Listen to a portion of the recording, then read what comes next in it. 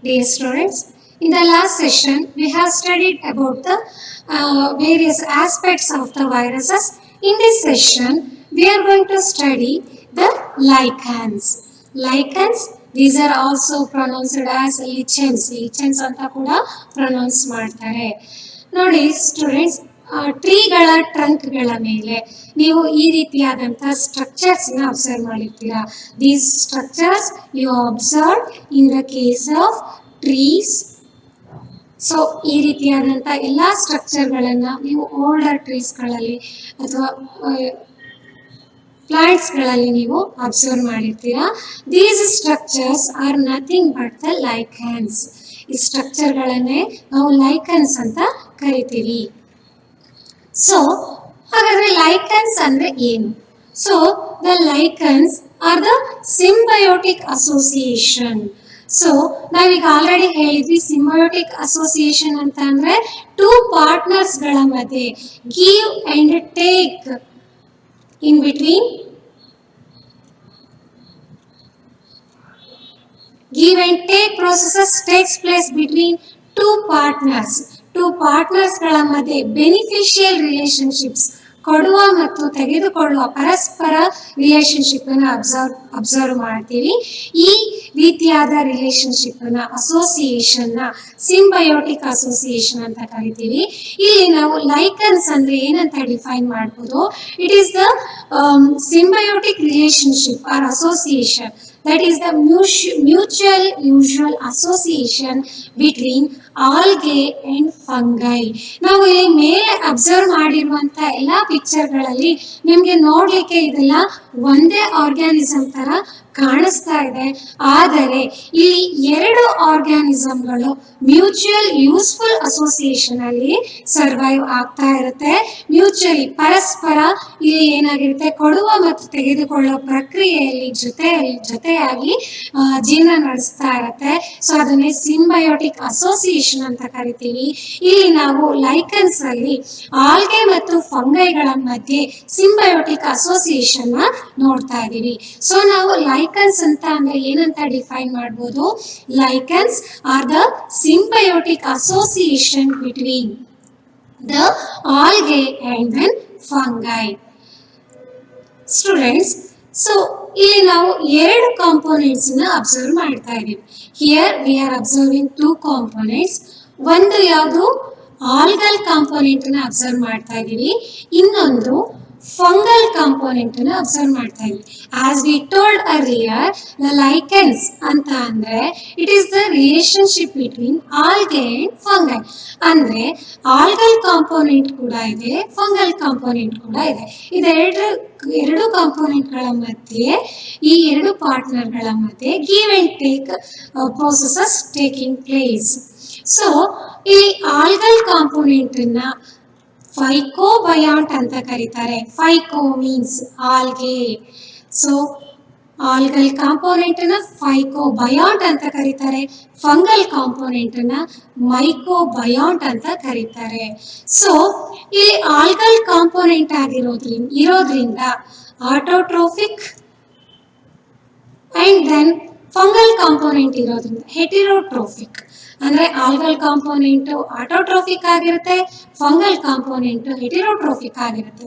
ಹೇಗೆ ಇದು ಒಂದಕ್ಕೊಂದು ಬೆನಿಫಿಟ್ ಆಗುತ್ತೆ ಅನ್ನೋದನ್ನ ನಾವಿಲ್ಲಿ ತಿಳ್ಕೊಳ್ಳೋಣ. ಸೊ ಆಲ್ಗೆ, ಇಲ್ಲಿ ಇರುವಂತ ಆಲ್ಗಲ್ ಕಾಂಪೋನೆಂಟ್ ಅಂದ್ರೆ algae, they prepare their food because ಆಲ್ಗೆಯಲ್ಲಿ ಕ್ಲೋರೋಫಿಲ್ ಪಿಗ್ಮೆಂಟ್ ಇರುತ್ತೆ. Algae possess the chlorophyll pigment. Using this chlorophyll pigment, they synthesize their own food in the presence of sunlight. Own food na prepare ಮಾಡುತ್ತೆ. ಈ food ಅನ್ನ ಫಂಗೈಗೆ nutrition, ಈ food ಅನ್ನ fungi nutrition ಆಗಿ observe ಮಾಡ್ಕೊಳ್ಳುತ್ತೆ. So ಈ ರೀತಿಯಾಗಿ fungi ಆಲ್ಗೆಯಿಂದ benefit ಆಯ್ತು. So fungi ಏನ್ ಕೊಡ್ತಾ ಇದೆ ಆಲ್ಗೆಗೆ, ಇದಕ್ಕೆ ಪ್ರತಿಯಾಗಿ ಅಂತ ಈಗ ನೋಡೋಣ. Fungi that provide shelter and observe mineral nutrients and water for it's partner. ಈ ಪಾರ್ಟ್ನರ್ ಯಾವುದು? ಆಲ್ಗೆ. ಆಲ್ಗೆಗೋಸ್ಕರ ಫಂಗೈ ಏನ್ ಮಾಡ್ತಾ ಇದೆ, ಶೆಲ್ಟರ್ ಅನ್ನ ಪ್ರೊವೈಡ್ ಮಾಡ್ತಾ ಇದೆ, ಮಿನರಲ್ ಅನ್ನ ಹಾಗೆ ವಾಟರ್ ನ ಅಬ್ಸರ್ವ್ ಮಾಡಿ ಆಲ್ಗೆಗೆ ಅದು ಕೊಡ್ತಾ ಇದೆ. ಅದಕ್ಕೆ ಪ್ರತಿಯಾಗಿ ಫಂಗೈ ಏನ್ ತಗೊಳ್ತಾ ಇದೆ, ಆಲ್ಗೆ ಕಾಂಪೋನೆಂಟ್ ಪ್ರಿಪೇರ್ ಮಾಡಿರುವಂತಹ ಫುಡ್ ಅನ್ನ ನ್ಯೂಟ್ರಿಷನ್ ಆಗಿ ಯುಟಿಲೈಸ್ ಮಾಡ್ಕೊಳ್ತಾ ಇದೆ. ಹೀಗೆ mutual give and take processes takes place between these two organisms. ಯಾವ್ದ್ಯಾವುದು, ಆಲ್ಗೆ ಮತ್ತೆ ಫಂಗೈಗಳ ಮಧ್ಯೆ mutual give and take mechanisms processes takes place. So algal component ನ ಫೈಕೋಬಯಾಂಟ್ ಅಂತ ಕರಿತೀವಿ, ಫಂಗಲ್ ಕಾಂಪೋನೆಂಟ್ ನ ಮೈಕೋಬಯಾಂಟ್ ಅಂತ ಹೇಳಿ ಕರಿತೀವಿ. So let us we are going to study the economic importance of lichens. Lichens ನ ಕೆಲವೊಂದು ಕಂಟ್ರಿಗಳಲ್ಲಿ such as Japan and Iceland ಇಲ್ಲಿ ಫುಡ್ ಆಗಿ ಯುಟಿಲೈಸ್ ಮಾಡ್ತಾರೆ. Lichens are used as food in Japan and in Iceland. Then number of lichens, these are used in medicines ಅಲ್ಲಿ use ಮಾಡ್ತಾರೆ. ಇದು cough, jaundice ಮತ್ತೆ ಕೆಲವೊಂದು ಲಂಗ್ ಇನ್ಫೆಕ್ಷನ್ ಗಳನ್ನ treat ಮಾಡ್ಲಿಕ್ಕೋಸ್ಕರ ಮೆಡಿಸಿನ್ಸ್ ಆಗಿ ಯೂಸ್ ಮಾಡ್ತಾರೆ. And then very important processes takes place by the lichens. These helps in the formation of soil by weathering of rock weathering process ಆಗಿ soil formation ಆಗ್ಲಿಕ್ಕೆ lichens help ಮಾಡುತ್ತೆ. So thereby they contribute the formation of soil. Then lichens ಅಲ್ಲಿ ಕೆಲವೊಂದು pigments ಇದೆ. These pigments helps in they are used in the pH indicator or the litmus. So litmus ಅಥವಾ pH indicator ಗಳಲ್ಲಿ lichens ಅಲ್ಲಿ ಇರುವಂತಹ pigments ಗಳನ್ನ obtain ಮಾಡಿಕೊಂಡು use ಮಾಡ್ತಾರೆ. So pigments which are obtain from the lichens which are used as pH indicator or litmus. Another important feature of the lichens, that is, these are the good pollution monitors. These are used as pollution indicator ಆಗಿ ಅಥವಾ monitors ಆಗಿ use ಮಾಡ್ತಾರೆ. ಯಾಕೆ ಅಂತ ಅಂದ್ರೆ these lichens do not grow in the polluted area. Pollution ಇರುವಂತಹ ಏರಿಯಾದಲ್ಲಿ, especially sulphur dioxide concentration high ಇರುವಂತಹ ಏರಿಯಾದಲ್ಲಿ ಲೈಕನ್ಸ್ ಗ್ರೋ ಆಗೋದಿಲ್ಲ. ಸೊ ಇದು ಕಾಮನ್ ಆಗಿ ಅನ್ಪೊಲ್ಯೂಟೆಡ್ ಏರಿಯಾದಲ್ಲಿ ಮಾತ್ರ ಗ್ರೋ ಆಗುತ್ತೆ. ಹಾಗಾಗಿ ಇದನ್ನ ಪೊಲ್ಯೂಷನ್ ಮಾನಿಟರ್ ಅಥವಾ ಪೊಲ್ಯೂಷನ್ ಇಂಡಿಕೇಟರ್ ಆಗಿ ಯೂಸ್ ಮಾಡ್ತಾರೆ. These are brief about the lichens. Dear students, by this we completed the chapter 2 biological classification. ಇಲ್ಲಿಗೆ ಬಯಾಲಜಿಕಲ್ ಕ್ಲಾಸಿಫಿಕೇಶನ್ ಚಾಪ್ಟರ್ ಕಂಪ್ಲೀಟ್ ಆಯಿತು. ಈ ಚಾಪ್ಟರಲ್ಲಿ ನಾವು ಏನೇನು ಸ್ಟಡಿ ಮಾಡಿದ್ದೀವಿ, ಏನೇನು ಆಸ್ಪೆಕ್ಟ್ಸನ್ನು ಸ್ಟಡಿ ಮಾಡಿದ್ದೀವಿ ಅಂತ ಹೇಳಿ ಒಂದ್ಸರಿ ಗ್ಲಾನ್ಸ್ ಮಾಡೋಣ. In this chapter we studied the broad classification of living organisms. Living ಆರ್ಗ್ಯಾನಿಸಮ್ಸನ್ನು ಬ್ರಾಡ್ ಕ್ಲಾಸಿಫಿಕೇಶನ್ನ ಸ್ಟಡಿ ಮಾಡಿದ್ವಿ. ಈ ಬ್ರಾಡ್ ಕ್ಲಾಸಿಫಿಕೇಶನ್ನ R.H. ವಿಟೇಕರ್ ಅನ್ನುವಂಥ ಸೈಂಟಿಸ್ಟು ಪ್ರಪೋಸ್ ಮಾಡಿದರು. ಅವರು 5 ಕಿಂಗ್ಡಮ್ ಆಫ್ ಕ್ಲಾಸಿಫಿಕೇಶನ್ ಅನ್ನ ಸಜೆಸ್ಟ್ ಮಾಡಿದ್ರು. ಆ 5 ಕಿಂಗ್ಡಮ್ಗಳು ಯಾವ್ದ್ಯಾವುದು ಅಂತ ಅಂದ್ರೆ kingdom Monera, kingdom Protista, kingdom Fungi, kingdom Animalia and kingdom Plantae. So ಈ ಚಾಪ್ಟರ್ ಅಲ್ಲಿ ನಾವು general characteristic features of kingdom Monera, kingdom Protista, kingdom fungi and kingdom Animalia and kingdom plante study ಮಾಡಿದ್ವಿ. and also studied the classification of kingdom monera, kingdom protista and fungi we studied. and more aspects of the kingdom animalia and kingdom plante we are going to study in the next coming chapters. ಮುಂದೆ ಬರುವಂತಹ ಚಾಪ್ಟರ್ಗಳಲ್ಲಿ ನಾವು animals ಕ್ಲಾಸಿಫಿಕೇಶನ್ನ, Kingdom ಪ್ಲಾಂಟೆ ಕ್ಲಾಸಿಫಿಕೇಶನ್ನ detail ಆಗಿ study ಮಾಡ್ತೀವಿ.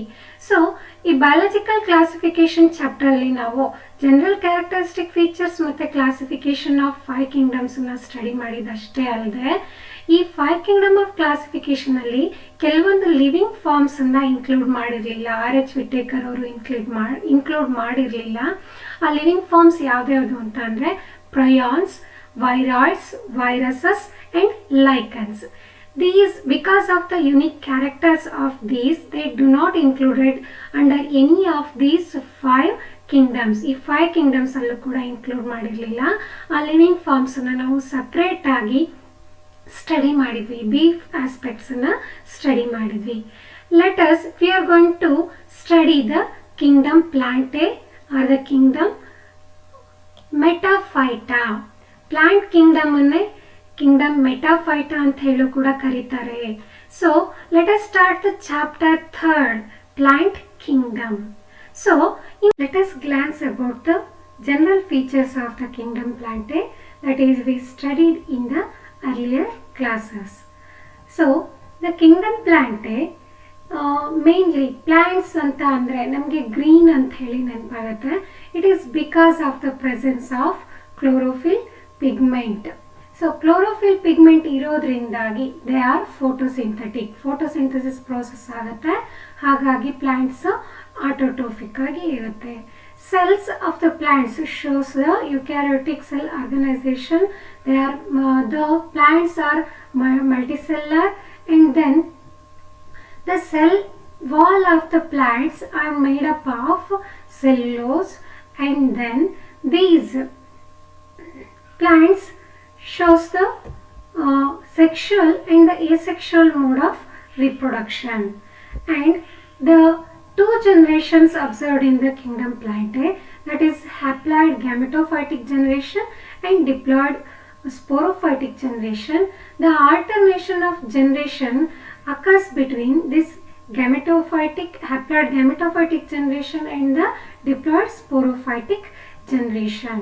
So the alternation of generation, that is seen in the case of kingdom Plantae.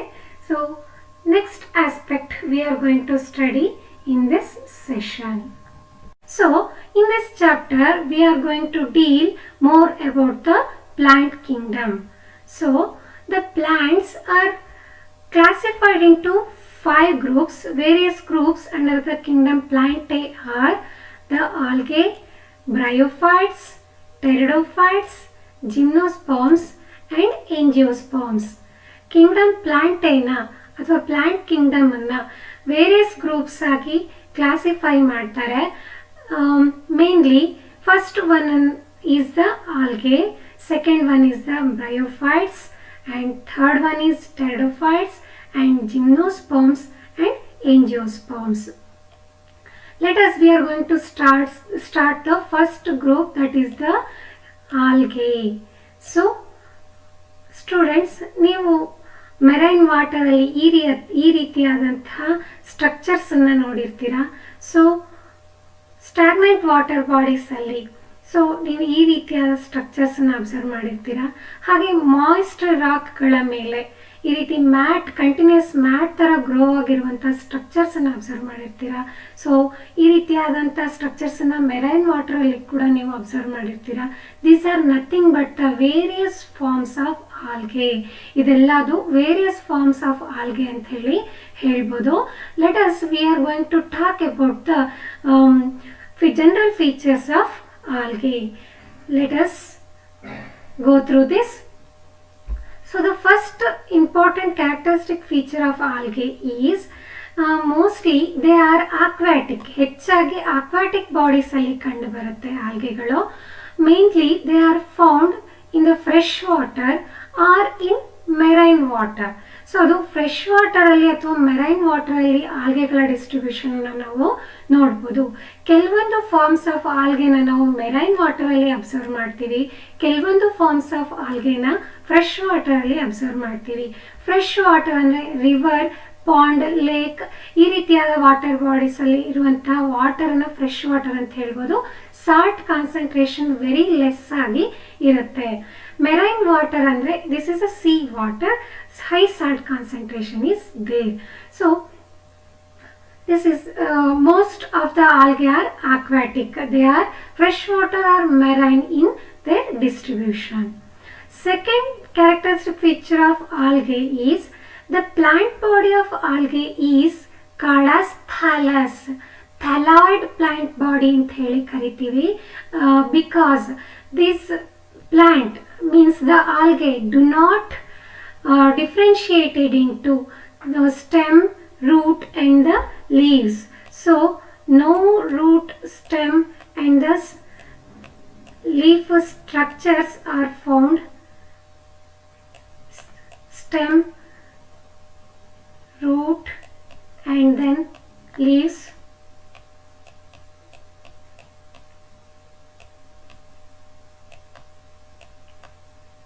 So these structure, such plant body is called as thallus. Algae plant ಅಲ್ಲಿ stem, root ಮತ್ತು leaf like structure distinguish ಆಗಿ ಇರೋದಿಲ್ಲ. They do not have root, stem and the leaf like structures.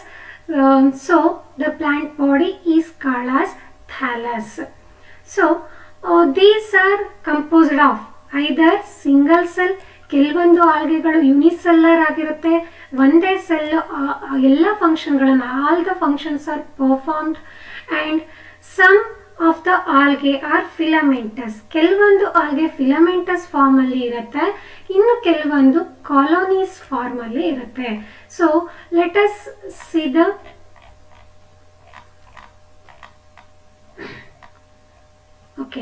the algae which are consists of single cell, they are unicellular. Some of the algae are unicellular, some are filamentous. Filamentous means the individual cells remain together. ಒಂದಕ್ಕೊಂದು ಈ ರೀತಿಯಾಗಿ individual cell continuously they remain together, that forms the thread like structure or filament like structure. ಈ filament like structure of algae is called as filamentous algae. Colonies means many cells of algae remain together in one structure, that is called as colony. So plant body of algae, they consist of single cell or filamentous, or they are in colonies. The next characteristic feature of algae is, this is very important, these consists of chlorophyll. This is a photosynthetic pigment, and with the help of this photosynthetic pigment, chlorophyll, they can synthesize their own food in the presence of sunlight. So ಇಲ್ಲಿ photo autotrophic ಅಂತ ನಾವಿಲ್ಲಿ ಹೇಳ್ತಾ ಇರೋದು because of that reason. Photo means light. In the presence of sunlight, these synthesize their own food. So ಅದನ್ನ autotrophic ಅಂತೀವಿ. In the presence of sunlight, they synthesize their own food. So ಹಾಗಾಗಿ ನಾವು photo autotrophic ಅಂತ ಕರಿತೀವಿ. So they are along with this, not only the chlorophyll pigments found in the algae, along with these chlorophyll pigments, other photosynthetic pigments also present in the algae. They are carotenoids, xanthophylls, or etc. also present.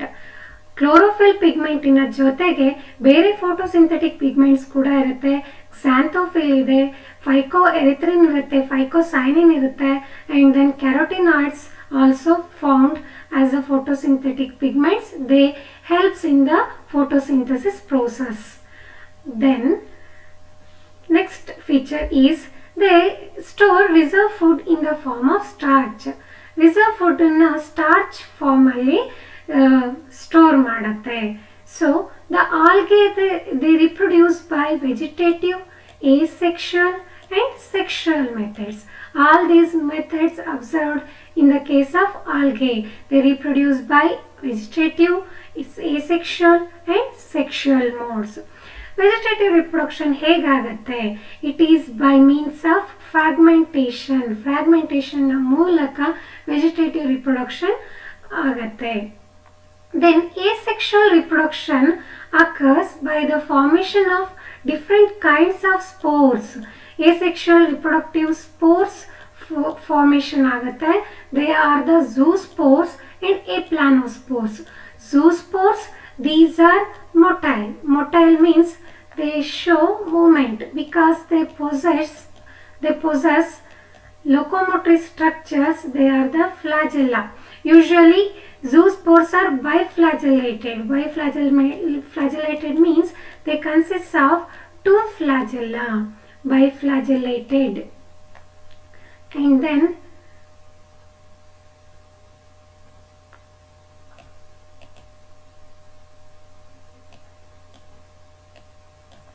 and aplanospores also formed during asexual reproduction.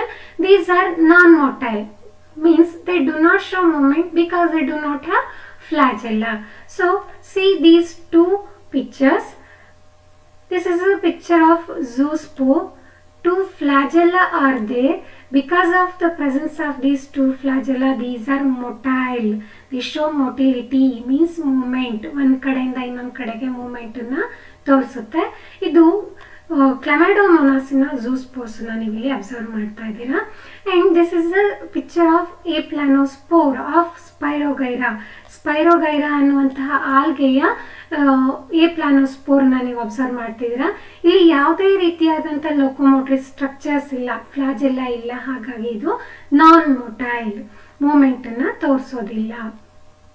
So these zoospores and the aplanospores are the two asexual reproductive spores produced in algae. And the sexual reproduction occurs by the fusion of two gametes. Two gametes, haploid gametes fusion ಆಗೋದ್ರ ಮೂಲಕ sexual reproduction ಆಗುತ್ತೆ. The gametes ಅಂದ್ರೆ these are the reproductive cells. Usually they are haploid. Haploid ಅಂದ್ರೆ single set of chromosomes are found. Gametes means the reproductive cells. So three types of sexual reproduction takes place, that is isogamy, anisogamy and oogamy. So isogamy means here the fusion of two gametes takes place. These two gametes are same in size, similar in size and structure. So both these gametes are motile. So such gametes are called as isogametes. Iso means same or similar. Similar types of gametes fuses here. Such fusion is called as isogamous. Observe here in this diagram, both the gametes are same in size. They are both possess flagella as a locomotory structure and similar in the morphology also. Fusion of these two gametes is called as isogamous or isogamy. Gamy means the fusion, iso similar. So fusion of similar types of gametes is called as isogamy or isogamous. Then next type is the anisogamous, means the fusion of two different gametes, different in size and different in morphology. So here the size, one is larger and one is smaller. Smaller is active than the larger. Here the larger and the smaller both are motile. These fusion of these dissimilar type of gametes is known as anisogamy. The fusion of the two gametes of differ in size, this fusion is called as anisogamy. Then third one is oogamy. Oogamy means the larger one is non-motile. Observe here, there is no locomotory structure. ಇಲ್ಲಿ ಮೇಲೆ ಅನೈಸೋಗಮಿ larger gametes ಅಲ್ಲಿ ನಾವು ಫ್ಲಾಜೆಲ್ಲನ observe ಮಾಡ್ತಿದ್ದೀವಿ. But ಇಲ್ಲಿ larger gamete do not have the flagella, so this is non-motile. And smaller, another one is smaller in size. This one possesses the flagella and this is motile. Larger one is non-motile and smaller one is motile. So this motile male spore that fuses with the egg, non-motile egg, or the female gamete. This fusion is called as oogamy. So these are about the different characteristic features of algae. So once again glance about this. These algae are aquatic either fresh water or marine water in distribution. ಆಲ್ಗೆಯ plant ಬಾಡಿನ ನಾವು thallus ಅಂತ ಹೇಳಿ ಕರಿತೀವಿ. ಯಾಕೆ ಅಂತ ಅಂದರೆ stem, root and the leaf structure ಇರೋದಿಲ್ಲ, ಹಾಗಾಗಿ ಇದನ್ನ ಥ್ಯಾಲಸ್ ಅಂತ ಹೇಳಿ ಕರಿತೀವಿ. ದೆನ್ ಆಲ್ಗೆಯಲ್ಲಿ some of the algae possess single cell.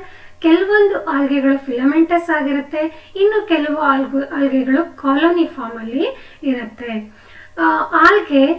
ಆಲ್ಗೆಯಲ್ಲಿ ನಾವು ಕ್ಲೋರೋಫಿಲ್ ಪಿಗ್ಮೆಂಟ್ಸ್ ಅನ್ನ, ಫೋಟೋಸಿಂಥೆಟಿಕ್ ಪಿಗ್ಮೆಂಟ್ಸ್ ಅನ್ನ ಅಬ್ಸರ್ವ್ ಮಾಡ್ತಾ ಇದೀವಿ. ಹಾಗಾಗಿ ಆಲ್ಗೆಗಳು ಫೋಟೋ ಆಟೋಟ್ರೋಫಿಕ್ ಆಗಿರುತ್ತೆ. ಕ್ಲೋರೋಫಿಲಿನ ಜೊತೆಗೆ xanthophyll, carotenoids and many other photosynthetic pigments are also found. ಆಲ್ಗೆಯಲ್ಲಿ ಸ್ಟಾರ್ಚ್ ಫಾರ್ಮ್ ಅಲ್ಲಿ ರಿಸರ್ವ್ ಫುಡ್ ಮೆಟೀರಿಯಲ್ ಸ್ಟೋರ್ ಆಗಿರುತ್ತೆ. ಆಲ್ಗೆಗಳು vegetative reproduction, asexual reproduction and sexual reproduction ಮೂಲಕ ಮೆಥಡ್ಗಳ ಮೂಲಕ ರಿಪ್ರೊಡ್ಯೂಸ್ ಆಗುತ್ತೆ. ಆಲ್ಗೆಯಲ್ಲಿ ರಿಪ್ರೊಡ್ಯೂಸ್ ಆಗುತ್ತೆ. ವೆಜಿಟೇಟಿವ್ ರಿಪ್ರೊಡಕ್ಷನ್ ಫ್ರಾಗ್ಮೆಂಟೇಶನ್ ಮೂಲಕ ಆಗುತ್ತೆ. Asexual reproduction different kinds of spores formation ಆಗೋದ್ರ ಮೂಲಕ ಆಗುತ್ತೆ. The spores are the zoospores. These are motile and biflagellated. And ಇನ್ನೊಂದು aplanospores. Like this, the spores, asexual spores are formed. Sexual reproduction ಎರಡು haploid gametes fusion ಆಗೋದ್ರ ಮೂಲಕ the haploid gametes formation and the fusion takes place in the sexual reproduction. The sexual reproduction takes place by the formation and the fusion of haploid gametes. Three types of sexual reproduction observed, that is isogamous, anisogamous and oogamous. Isogamy ಏನಾಗುತ್ತೆ, fusion of two gametes which are similar in size and structure and both are motile. The fusion of these two gametes takes place. Anisogamy two gametes of among them one is smaller, which is more active, another one is larger, and such type of gametes fuses, then that fusion is called as anisogamy. And third type is the oogamy. Here the male gamete is flagellated. Male gametes ಅಲ್ಲಿ flagella ಇರುತ್ತೆ and ಅದು smaller ಆಗಿರುತ್ತೆ and they are motile. Female gamete usually non-motile and larger than the male gamete. ಈ ರೀತಿಯಾದಂಥ ಎರಡು gamete fuse ಆಗುವಂಥ ಪ್ರೋಸೆಸ್ಸನ್ನು ಓಗ್ಯಾಮಸ್ ಅಥವಾ ಓಗ್ಯಾಮಿ ಅಂತ ಹೇಳಿ ಕರಿತೀವಿ. So all these are about the general characteristic features of the algae.